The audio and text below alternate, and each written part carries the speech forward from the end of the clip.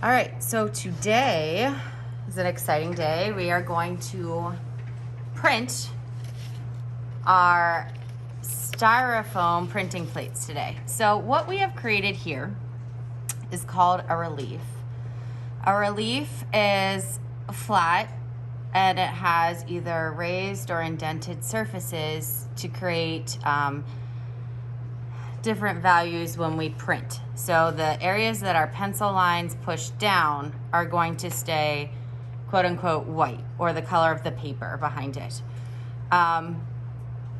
So the first thing you're going to do after the demonstration is we're going to get everything off the tables. And I'm going to call you up and you're going to get your tie-dye and your printing plate. You are also going to get scratch paper. You're going to get a piece of white paper. And you are going to get 2 colored pieces of paper. On the back of all of these, you are going to put your name and class code. In this case, 4B.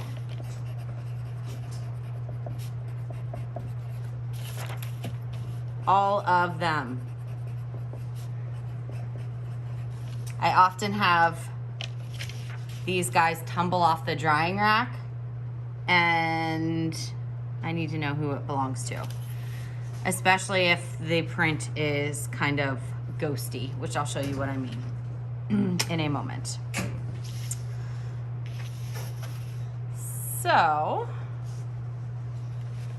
each table is going to get a styrofoam tray with black ink. Black ink is different from acrylic paint, though you can do prints with acrylic paint. Black ink is a little bit thicker. It is water soluble, which means that it can be washed with water. Everything that I use in here, there are inks that exist that are not. However, for the purposes of the art room, we use stuff that can get washed off with water. So this styrofoam tray would be our printing tray. And this little guy right here looks like a roller that you would roll paint on a wall with, right? It is rubber, okay? This is a brayer. Whenever you are not using the brayer, the handle needs to be off the edge of your tray. This is all going to have ink on it in a moment, okay? So, I'm gonna move this to the side. This is probably going to be one of these projects that you're gonna want to push in your seats and stand up for. I just think it's easier when you have your body over top of things. So, for this, this is our ink pool. You are not pulling all of this ink over. You're taking a little bit of this and adding here and getting a smooth area or a smooth layer of ink for you to load your brayer with. You're going to take your brayer, trying to make sure you guys can kind of see from that angle, and I'm going to put it, not all of it, in the ink there. And I'm going to press down and pull. Notice that my brayer isn't really rolling. I'm just smearing the ink out. Okay? So I pick it up. I got all that on there. Now, I am going to want to roll, picking up my brayer. In this direction, and this direction.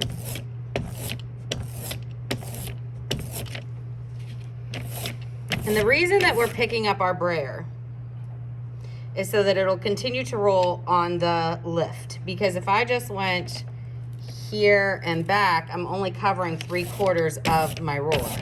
I want to make sure that I'm getting the whole thing covered. If you have a nice layer of ink down that is even, a couple things happen. You hear the kind of like a crinkle sound.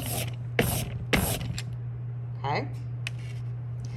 You also get like a very spaced out texture like that.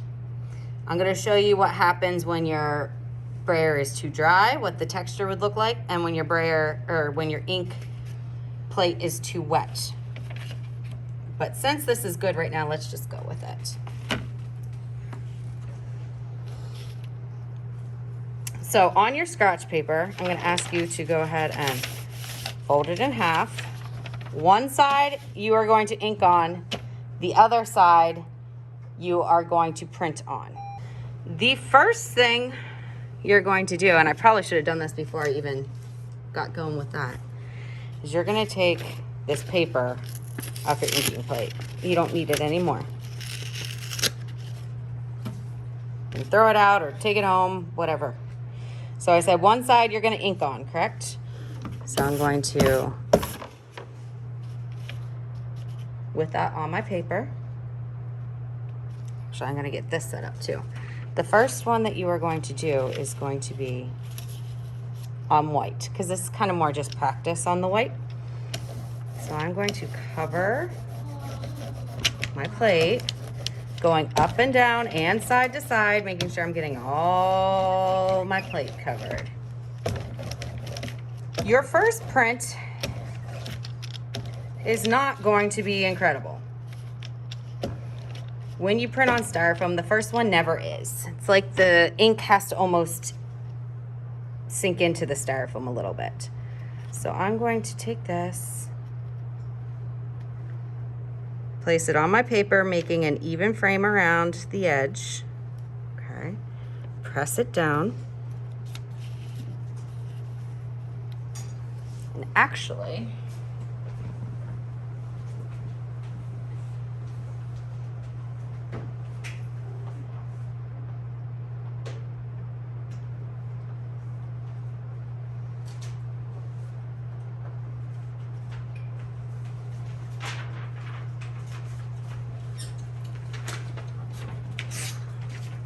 I'm gonna have you use a clean sheet of manila paper to sit on top and rub. This way you're not getting ink on your hands if there's some on the back of your ink plate, which there will be eventually.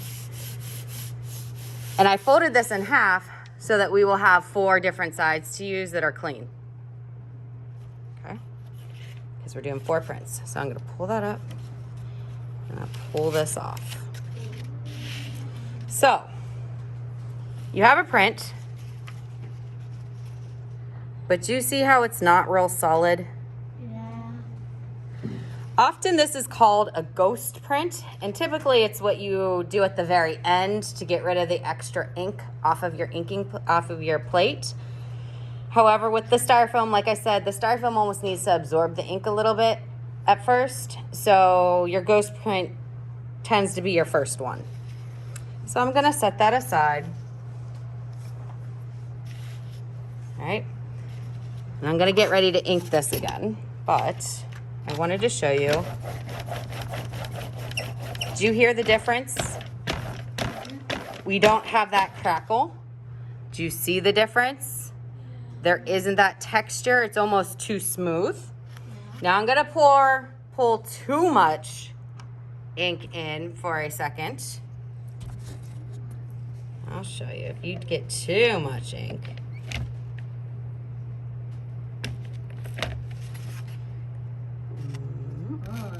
do you see right there? They almost, I call them like tiger stripes. Do you see how they're like lines of ink? That's too much ink. So if you do something like that, that's not a big deal. I can just spread it out.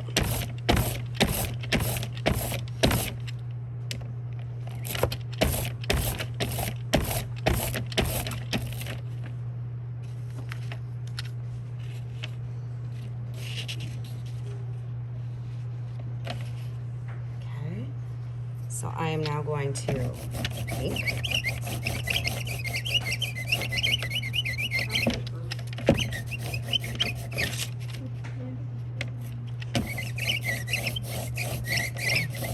There's gonna be lots of squeaking going on in here. I'm gonna set my brayer with my handle off the edge. I'm gonna get my next paper here, ready to go. I'm gonna center that up. So I put my like knuckles on the side of the paper and I was holding it with the 2 fingers and then put it in place. Now it doesn't look like this paper is too dirty yet, so I'm still gonna just set that right on top and rub.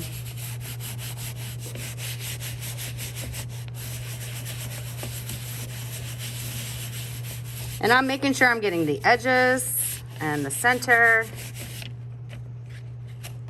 Okay, pull that off. Woo. There we go with a good print. So I have my white. I'm going to do 2 colored. So I would do this one next. And then you're gonna do your tie-dye. Because by the time you get to your tie-dye, your plate should be good and, let's say, seasoned. It's nice and seasoned with all the ink that you need.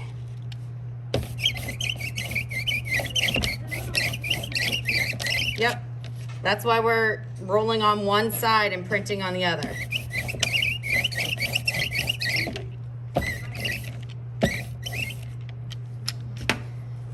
I'm gonna take my tie-dye, make sure that there's not a lot of speckles on there. Set it on the other side. I did not cut these yet. I'm gonna cut them once you print these on here. So decide where you want your print. Like, do you want the yellow to be the center? Do you want it to be off center? Where do you think your colors are best?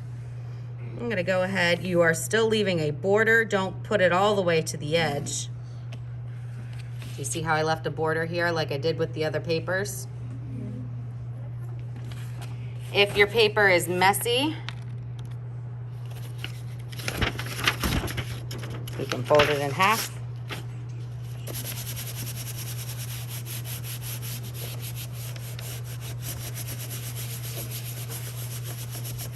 I'm not pounding. I shouldn't hear pounding at all. I am applying some pressure, but I'm not like breaking a sweat doing it. I'm just rubbing with a purpose. Okay, I'm gonna take that off. So when I cut this, I'm gonna cut it like so, and that will be my print. Okay, so at the end of class, you are going to get rid of this. You're not taking it with you. It's going to be sticky, goopy. The back's going to be covered. You're not taking it with you, okay? You're going to get a fresh piece of scratch paper and put all your prints on there, including your white one, and put it on the drying rack. I'm pretending that let's go with that, okay? And at the end of the class, the brayers and the ink trays are going to go to counter 2, where they're sitting right now. We're gonna need to clean up with a purpose, because look at our fingers. You're gonna get it on there, and no, you aren't washing your hands until we are all cleaned up. I don't have a problem sending you out of this room with messy hands if my room is still messy. All right, any questions on this?